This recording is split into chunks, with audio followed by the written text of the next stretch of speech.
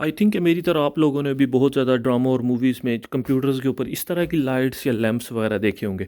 मुझे ये लगता था कि ये सिर्फ शो ऑफ के लिए, जैसा कि आप देख सकते हैं हर जगह है। लेकिन क्या हुआ कि ये मेरी अजम्पशन गलत साबित हुई, चूँकि लास्ट वीक में क्या हुआ कि हमारे यहाँ सेफ्टी डिपार्टमेंट का विज़िट था, जो कि वर्किंग कंडीशन को चेक करने के लिए आए। तो जब उन्होंने, उनके हाथ में लक्स मीटर था। लक्स मीटर बेसिकली क्या है कि लाइट की इंटेंसिटी को चेक करता है डिफरेंट जगहों पे।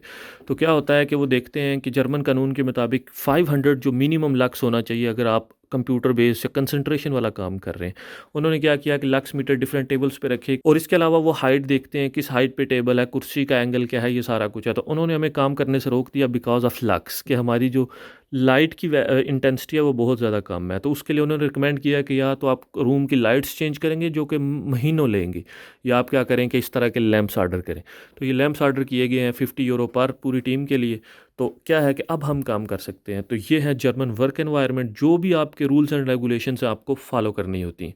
मिलता हूँ न्यू वीडियो के साथ, टेक केयर।